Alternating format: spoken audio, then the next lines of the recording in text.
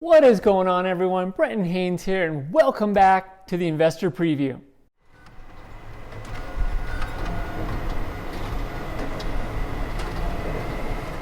So I've been getting a lot of questions lately from my last video. And one of the questions I've been getting the most is, hey, what are some of the tips that you can give me to help me ensure that I'm successful investing in real estate? So I've put together my top 5 tips for real estate investors to be successful.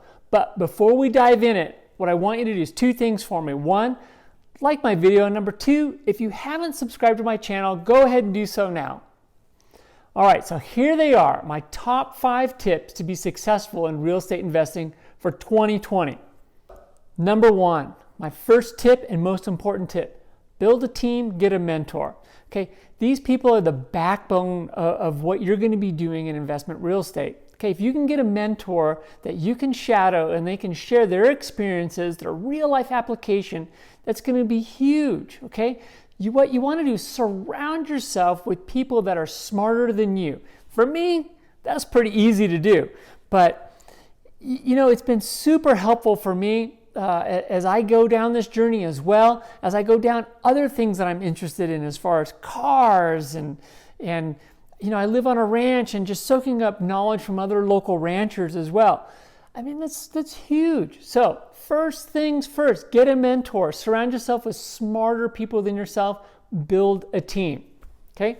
Number 2, gain knowledge and apply it. Okay. Ask questions. There's no such thing as a dumb question when it comes to your money. Okay. You want to know the market.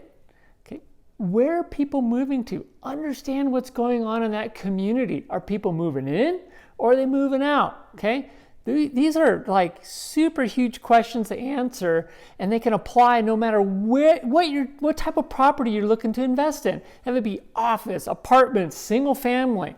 Okay, you need to know what's going on in your market. You need that market knowledge. Okay, it's all going to boil down to math that you learned in the 3rd grade. Simple arithmetic. Okay.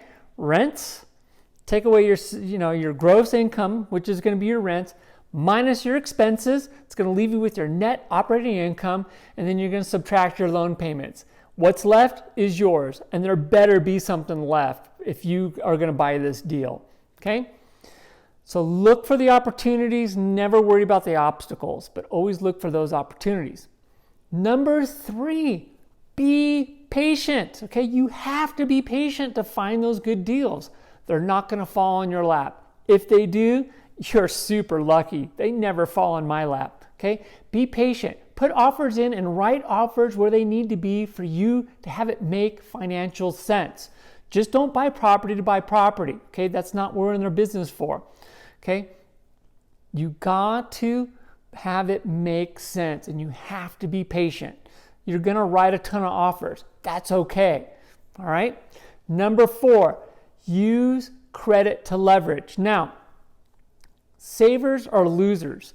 Banks, you earn 1%. If you were to take that same money and put it into investment real estate, you're going to make probably 8 to 10% after tax. That's where you need to be. It's a hedge on inflation. Okay. It's going to put you in a way better spot than if you were to just save that money aside and forget about it in the bank. Have it be Wells Fargo, B of A, wherever. Okay? Don't save tons amount of cash. Take that money, put it into something, get that money working for you. Okay? There's 4 returns of real estate. Okay? There's 1 return in the bank. It's like the smallest percentage they'll give you. Okay? 4 returns in investment real estate. You're going to have cash flow. That's money you put in your pocket, hopefully every month.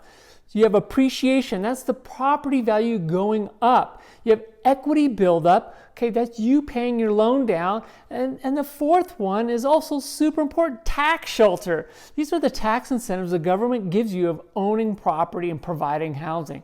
Take advantage of it. Okay?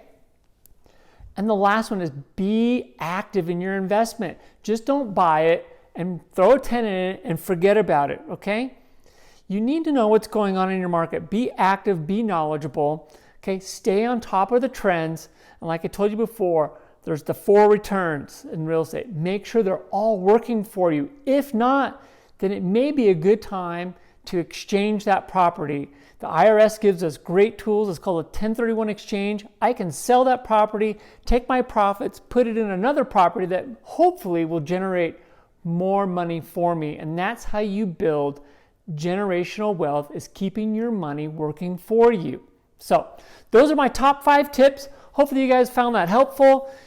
Be sure to subscribe, like my video, and hope you guys are having a great day, and we'll see you guys on the next video.